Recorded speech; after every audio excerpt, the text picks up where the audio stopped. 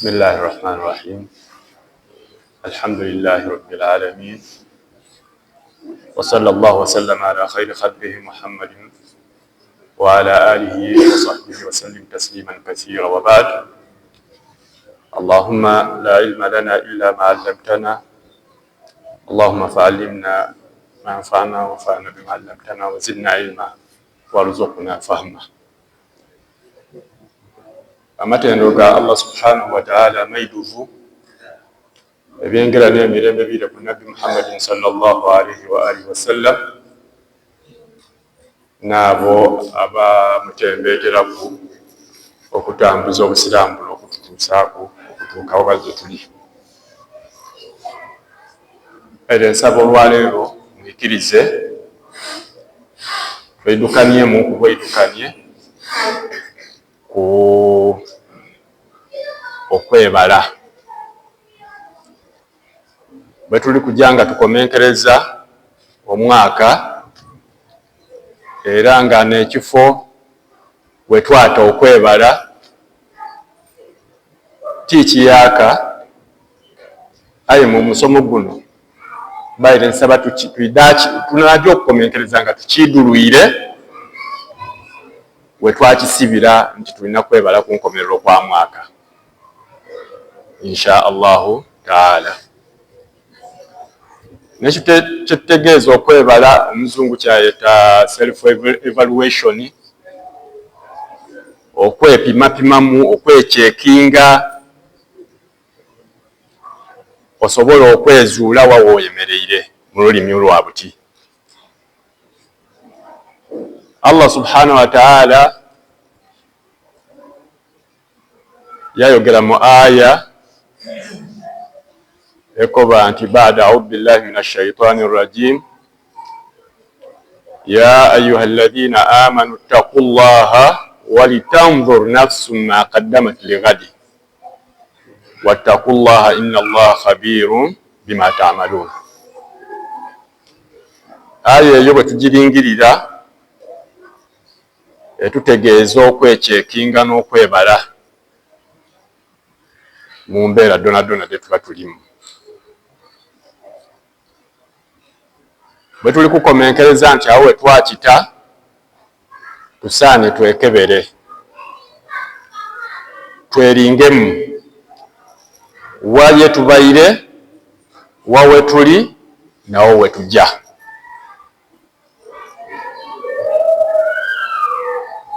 Ngandira einuma ku aya Allah subhanahu wa ta'ala jensomye, Allah yakoola abaikiriza yakoba ati ayo abange imwe abaikiriza mutye Allah subhanahu wa ta'ala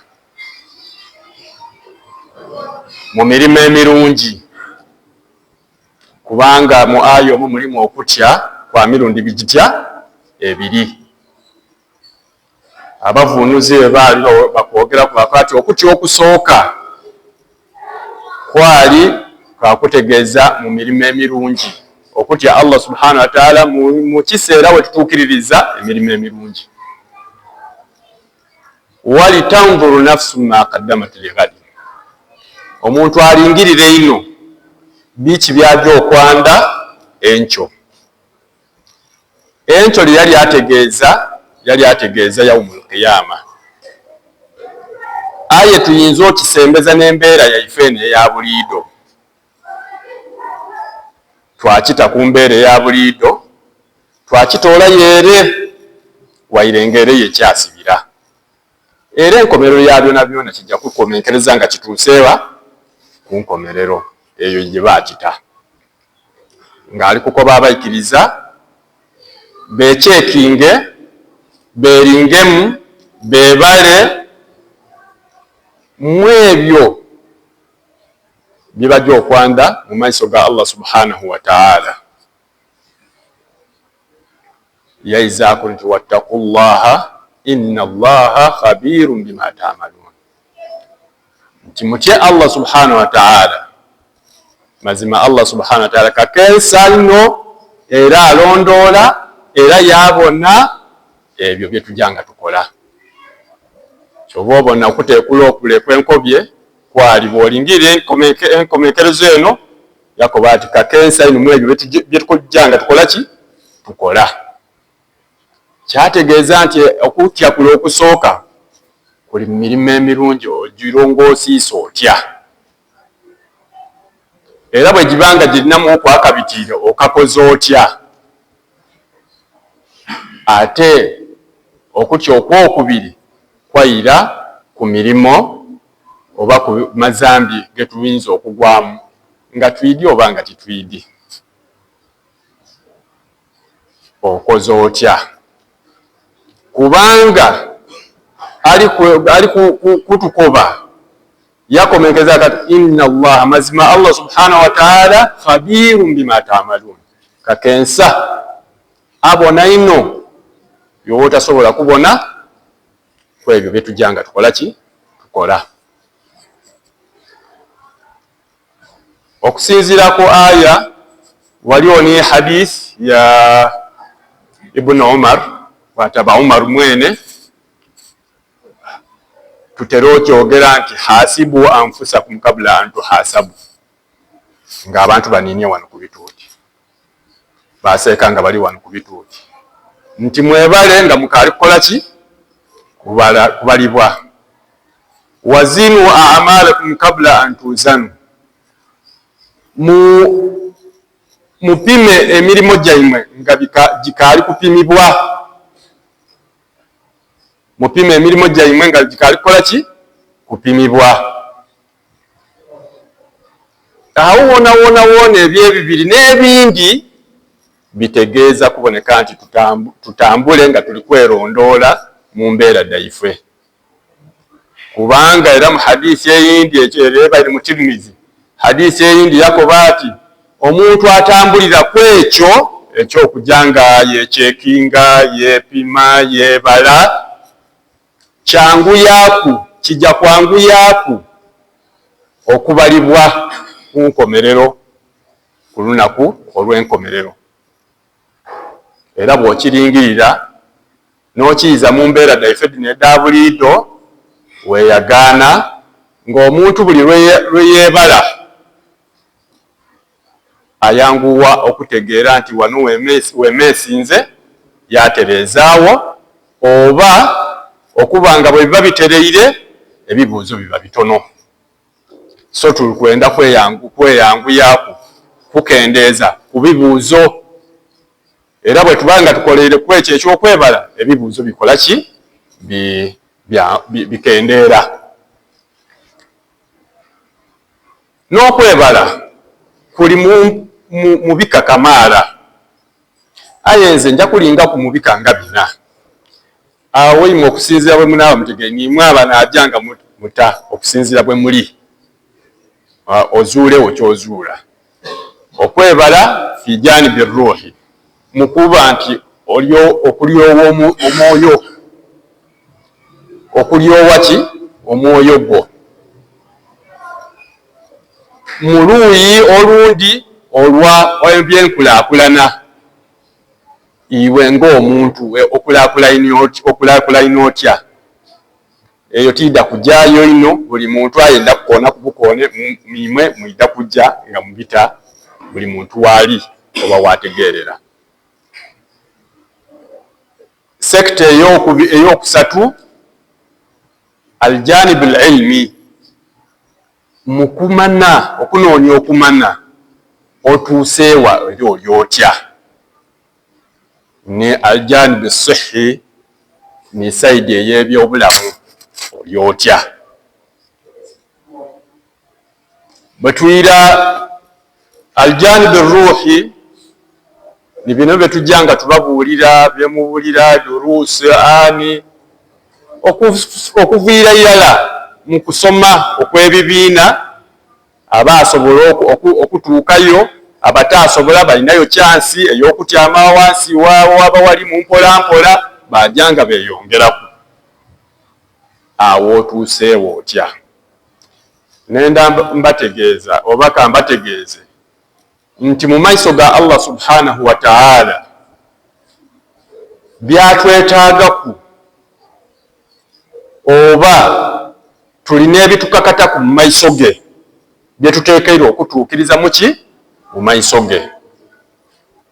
Ebyo bigwa mu bintu bino: mu kulagirwa na mu kuziyizibwa.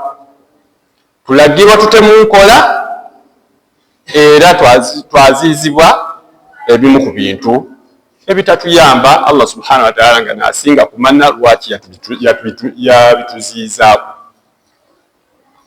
Mu mbeera eyo ife tuba baidu. Mu mbeera eyo ife tukola ki? Tuba baidu. N'ekigambo mwidu ayemerera ku mbeera oba omuzaana ayemerera ku mbeera edo eibiri: kulagirwa ate mu nkola, kuziyizibwa, kulagirwa na kuziyizibwa abite muki? Mu nkola. Ekyo kye bayita obwidu. Kiwulikakana mu ngeri eyindi, aye nga bwe tuba mu lulimi luno ni ba Kadaama ni baani tutuuka n'okuba nga tuli baidu ba bizinesi daife tebitwakola ki? Ne twatandika. Kubanga ni bizinesi yona erina kyekola ki? Kyekulagira obe. Munfuna? Kati ku luuyi lwa Allah subhanahu wa ta'ala alina byatwendaku tube. Bibonekera mu aya eno: baada a'udhu billahi minash shaitani rrajim wama khalaqtu ljinna wal insa illa liya'budun. Kyatonda bantu n'amajinni okutolaku n'abatondera ku kintu kiti: kunsinza. Kusinzani Allah subhanahu wa ta'ala. Yayongeraku ma uridu minhum min rizqi, tibeetaagaku riziki. Wama uridu minhum an yut'imun, era tibeetaaga kukola ki? Kundabirira, kundiisa. Inna Allaha dhu quwwatil matin. Mazima Allah subhanahu wa ta'ala, inna Allah huwa ar-razzaqu dhul quwwatil matin. Allah subhanahu wa ta'ala n'omugabirizi ate era n'alina amaanyi ag'enkomeredde. Bwe tumanna tutyo, ku luuyi olwo ki kye tuteekeirwa okukola? Kumusinza wahdahu la sharika lahu, butamugayitika ku kintu kindi.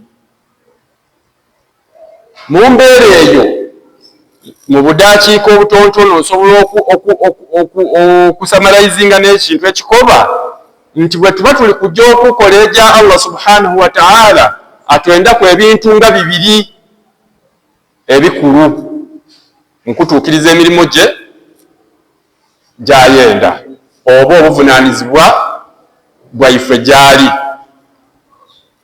Atwendaku al-ikhlas. Atwendaku ki? Al-ikhlas, okuba abeesimbu nga bye tukola tubikola kulwani? Kulwa Allah subhanahu wa ta'ala, titugayitikamu ki? Bintu bindi. Ekyo bwe kiba kiweire, yatwendaku al-mutabaa, okugoberera. Bw'otayida bwide n'okola bukole, mulimu guli mu kusinza Allah subhanahu wa ta'ala, ng'ozira kugoli kugoberera, ng'ozira kundegeresa ya Nabbi Muhammadin sallallahu alaihi wa sallama. Omulimu ogwo tulime nti kugukola tutya. Ebintu ebyo ebibiri ku mirimu, ku buvunaanyizibwa Allah subhanahu wa ta'ala bwatwendaku, bye tulina okuta mu maiso gaife tusobole okuboneka nti tuba abeesiima mu maiso ge subhanahu wa ta'ala. Twebala tutya ku luuyi lw'ebyo?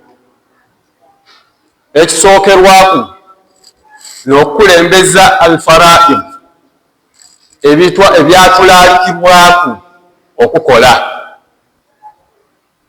ebiyinza okubonekera mu hadisi: buniya al-islaamu ala khamsin, obusiraamu bwazimbibwa ku bintu kumpagi meka? 5. Nga bwe twidiidi. Bwe kibanga kibonekeirwawo, بني الإسلام على 5: شهادة أن لا إله إلا الله وأن محمد رسول الله، إقام الصلاة، إيتاء الزكاة، وصوم رمضان، وحج البيت liman istata'a ilayhi sabil. Kyetusinga okutakweisira n'eswala. Eswala yaife tugisayire tutya era yo tugyebala tutya? Oyinza okuba ng'oli wano ng'eswala eri mu bintu ebikuzitoowerera ng'era ogikuba amakuuli, aye ng'ate kikulumiriza nti naalivaire at least mbaaku ni bwemba mu kujeega etambule nga bweteekeirwa okutambula, okuviira ddala mu wuzu, nkukoba nti otalingirira buzito bwayo, tandika mpola mpola etuuke weetuuka ng'omutima gugimaniriire, kubanga ezitowa.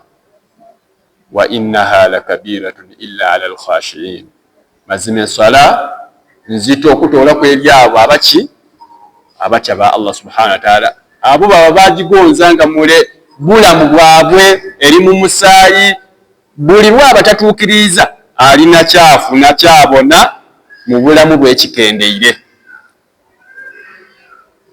Iwaaka ali kutuukayo okyebala otya, tandikira ku shahada bweba yalama, bweba ekaali kulama yona giringemu.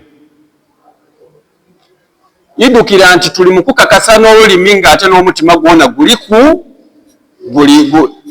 twatuza lulimi, omutima gwakakasa nti wazira kisinzibwa mubiri wo okutoola kwani Allah subhanahu wa ta'ala. Gikebere eryetya shahada yeryetya, okawunzuma n'okukoba nti waliwo bakatonda abagabirira nga Allah subhanahu wa ta'ala kyakola ki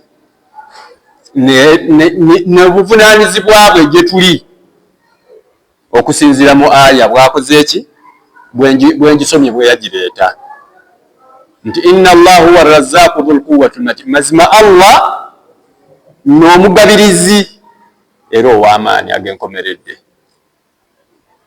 Awo weekyekinga oli otya iwe ni Allah subhanahu wa ta'ala. Ekyo bwe kinaaba kiweire oire enkola yo egoberera Nabbi Muhammadin sallallahu alaihi wasallam bye yasomesa, oba oli kukola bibyo kyoli kukola ng'ekyeidiini,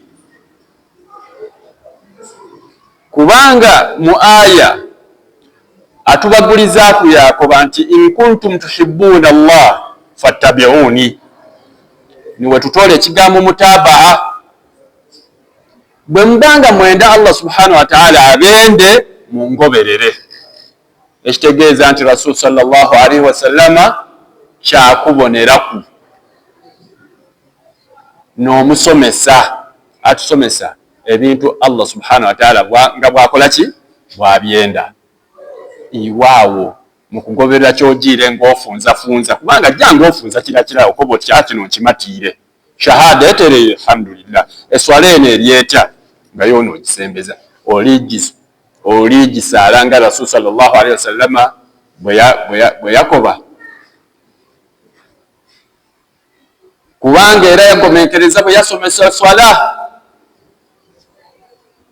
Yakoba ati sallu kama ra'aytumuni usalli, musaale nga bwe mumbwene nga nkola ki nsaala. Kitegeeza ki tulina kugoberera buufu bwe okuboneka nti eswala yaife ekola ki erongooka. Era yatwala obuvunaanyizibwa mu swala eri omusaada gwe baakazaako eri almusii'u fi swala, eyasobya mu swala mu maiso ga Nabbi Muhammadin sallallahu alaihi wasallama, yaidako agibooderera ng'enkoko bwekola ki bwebooderera emmere. Bwe yaida awamaliriza okusaala yaida amulamuseemuku yamukola ati irayo tosayire, yairayo era yakola kirala ekyo nga n'enkola ye yaira yamukola ati irayo ogwokusatu yamukati mukama wange tirongosa kuswikaawo mona toyidi kusaala era yamwegeresa yamukoba atya ati bw'oba oyemereire kakasangwa weesimbye bulungi olutole takubiira osoma ebisaaniirewo bw'oba ogiire ku lukubo baayo otebenkere ng'eswala bwe yejja ate bwe yamusomesa iwe oli otya mu kuwangaalira mu swala. Ebyo bw'oba omaze ku bintu ebiri farada gy'oli ebikukakata gy'oli oyire mulimu ebintu nga bitwongera amadaala byongera empeera ku bintu bye tuba tukoze byona byongereku nga bebeeta as-sunani rawatib oba an-nawafil. Esala dino eddeyongeraku osobola okoma kudire era waafuna empeera aye toli assured nti osayire nga Nabbi Muhammad sallallahu alaihi wasallama nga waasaala, oba oyinza okusaala aye nga ebirowoozo birumuka wale ni wale kubanga gy'okoma okulowooza ino eswala bwekendeera buli lwogirookezaamu ebingi ng'ekendeera empeera daayo. Bw'ojjanga obisalaku nga olwo n'empeera daayo bikola ki? Aye ebiwera ebitundutundu ebyo oba ensobi edyo ediba dibitiire swala dino edda as-sunan ar-rawatib edda oli otya ng'omaze okugonza ki? Eswala. Bw'oba olina kuba otuuse mu bintu ebyo mu bumpimpi tumana nti ebyo ku luuyi lwa Allah subhanahu wa ta'ala oli kujja nga oli kuniinaniina. Ku luuyi olwa okwekulaakulanya masala tuwulira ekigambo plan waka plan bingi aye n'ebirowoozo by'olina ku kintu ekiyinza okutumbula iwe mwene woowulira nga wano akuba oti awaawo bwe singa bwengema wano nti nsobola okuvaayo naaba nga nkulaakulayine. Omuntu alidda kukoba ati Allah subhanahu wa ta'ala naagera naaba naakataawo kyentaawo ng'angerera kindi munange Allah yagera ate yaataawo ensonga tosobola kutyama butyame n'ofuna kyakulya okulya yakutaawo ensonga nti olina kufuluma kujja kukola ki? Kukunoonya memala akugabiririra eyo memala akole ki? Akugabiririra eyo era kyaba akuwaire n'ekyo ky'oba oteekerwa okufuna ekiba eky'olunaku. Eyo ni plan gy'oteekwa okuba nayo oli ogizimbe ng'olingirira embeera eddino edd'emirundi ena amaani gowa ku ekyo ky'oli kulowooza gali gatya. Ndikuleeta eky'okuboneraku, ndikwenda kugula piki. Bwe ningirira kugula piki amaani gange mu kugula epiki gali gatya? Gagula mpyaka, gagula nkaire. Era bwe gagula enkaire okugirongoosa kuliwo oba tisobole ndi kujja kugityamya butyamya. Awo amaani go we gali. Obunafu bwo mu kuimplementinga ekyo ky'olowoozizaako kiriga oli otya ku ekyo ky'olowoozizaako. Onoonye emikisa gyo wawe giyinza okubonekera opportunity wawe giyinza okubonekera onoonye eyo nabiki ebiyinza okusoomooza era obikoze otya. Ebyo ebina ku luuyi lw'okwekulaakulanya byemerereku ng'ayo olina ekirowoozo kyo ekikuba nti kino kye ndikwenda then olingirira ebisigaire. okunoonya irimu. Twena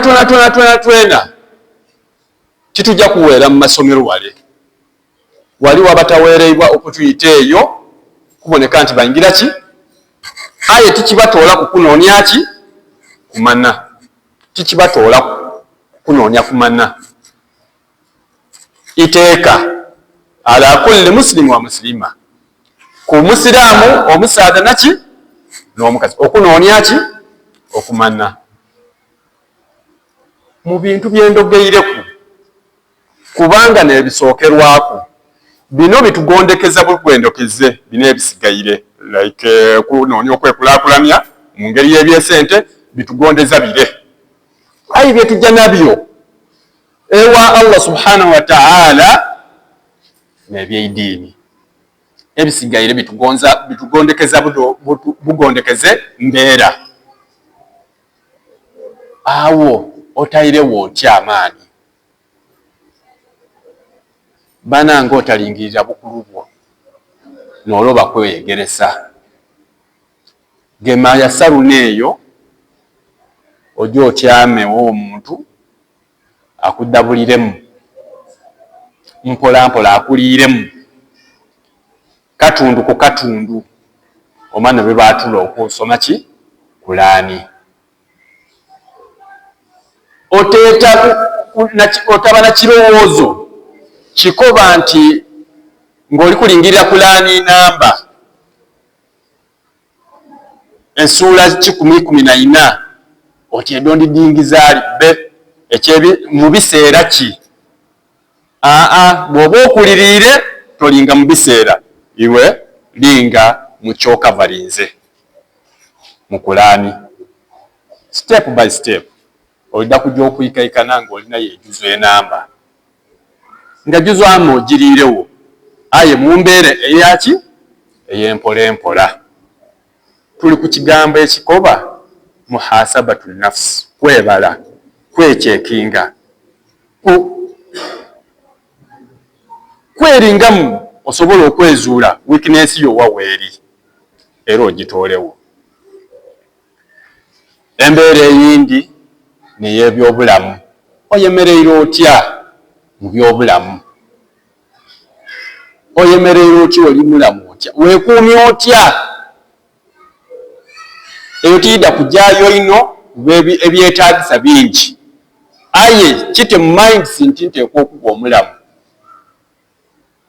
nteekwa okukola ki? Okuba omulamu. Onoonye embeera dona edinoonya ki? Edikola obulamu.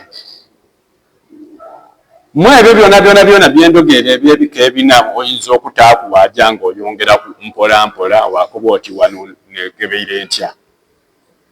Bwe tubanga tutyo bwe tulina okutambula tulina okwekyekinga on daily basis, buli lunaku tulina okukola ki? Okwekyekinga. Ife tufaayo oluuyi lulala lwa byanfuna lwe tulingamu.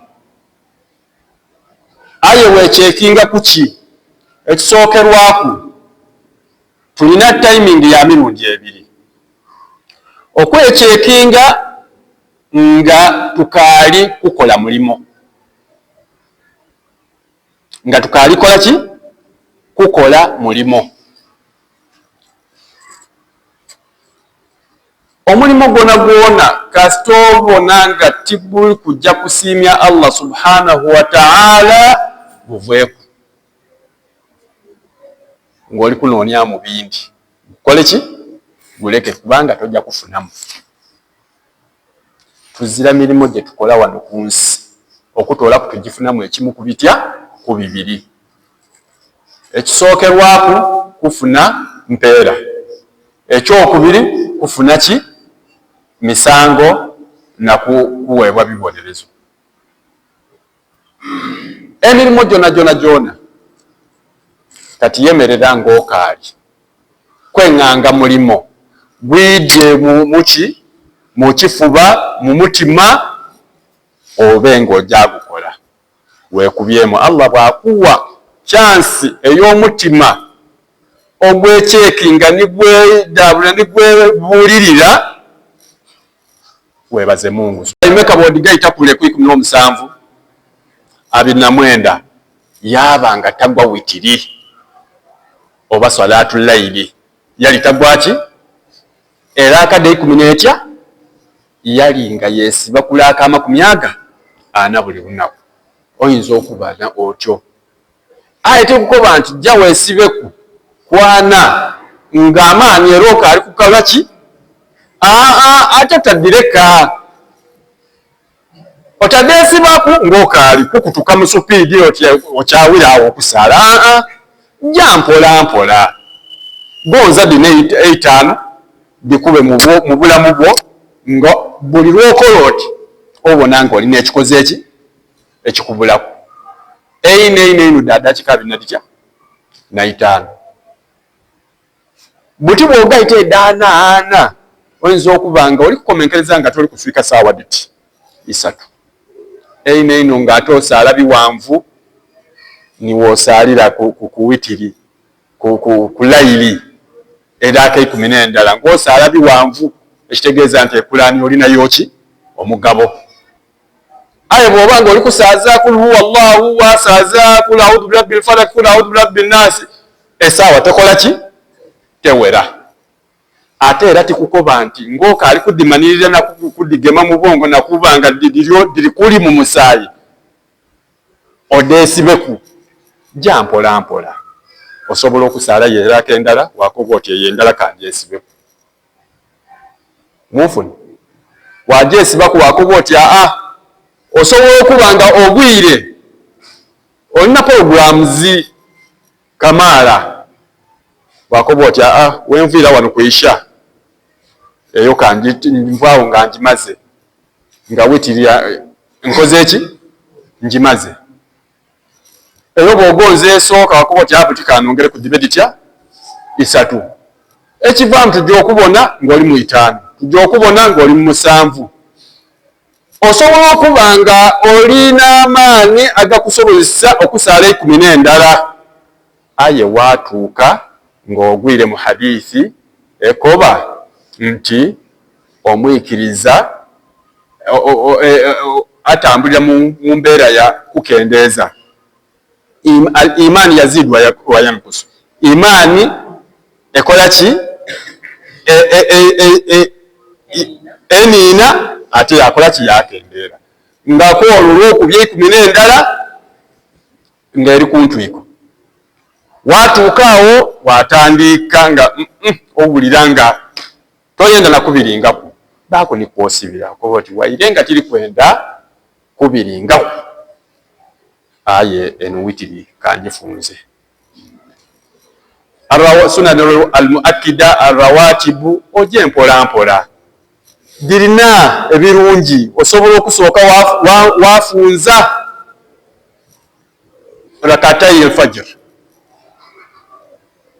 wafunze edo nga edo tidikola ki tidikubitaku era todireka waja ekasinzeeko eraaka kamaala ne zuhuri erina eraaka daayo 6 mulamba eyo omanna nti awo olina kusiba ki mutima oboneke nti odigonza aye disigaire diri 2 oje ng'ofunza osobola okutandika wakuba oti wano zuhuri kanje magharibi after magharibi 2 edo ndigonze ni after isha 2 oba 4 nkole ki ndigonze awo weena awo osobola okuba n'ekirowoozo wakingiza wakoba oti bana ni witiri tiva wano mu masjidi nga tigimaze okuyira eka wahakaza emirimu gityo bwe tujja nga gigonda mpola mpola n'olwekyo tuyireyo ku musomo gwaife twebala tutyo bwe twechekinga obunafu bwo buli luuyi ki osobola okuboneka nti obutoolawo amaani go gali luuyi ki osobola okunywera n'okwongera mu ki amaani buti bwe tufunzafunza okusoma kwaife kwona kwona tukoba nti buli lunaku baawona okwechekinga. Buli lunaku okwechekinga li ku nkomerero kwa Aisha. Omaliriza okusaala Aisha n'ebigiiraku kyama wale otandika okunigiriza omutima gwo. Ni jihadi yonka gye twasigaza. Kulwanagana naki? Na mutima. Ku byendiku olwaleero luno zambi ki lyensinze ennyini lyensinze kukola. Era ndikujja kulivaako nkya. Otewa avenues edikola ki? Edirivaako. Osobola okuba nga eyo oli bulungi, oli mutereevu, kubanga tutambula na kukemebwa. Twenda titwenda tuteekwa okukola ki? Okukemebwa. Bwe tubanga tukemebwa tukoze tutya okuvamu ebyo ebikemo? Ng'olwo oli kwebala. Ebikemo tukoze tutya obivaamu? Kubanga biriwo. Biri mu mitima ebyo byegwenda, biri ku banaife betuwangala nabo nga tubenda, toyenda kumukosa aye nga naali kutomeza. Ojja okwikaikana nga otomeire otambwire naye nga bwakola ki? Bwalowooza. N'ebyo shaitaani byejjanga etugondeza, kuba buli muntu alina ezambi nga lyo lyamugondera. Nja kuleeta ekyokuboneraku nti olwoyinza okumukoba oti joyibe yazitoowererwa, aye ng'okuyita yarabbi kyangu gyali. Ng'okuyita okulyola omuntu aye nga bw'omukoba oti joyibe awulira nga kizitowa. N'ebifaanana ku bityo mu misango, nga buli muntu alina omusango okukola ki? Ogumwanguyira. Tukoze tutya okuguvaamu? Olina kulingirira ki? Olwo anagane n'omutima gwo okuboneka nti oleka ebyo byegwenda. Kubanga mu hadiisi Rasul sallallahu alaihi wasallam ng'agiye mu igulu yabona ng'omuliro gwidwire ebintu mutima byekola ki? Byegwenda. Yabona ejjana ng'eidwire mutima gwe bitakola ki? Bitayenda. Oli kukiwulira? Kati fadhali.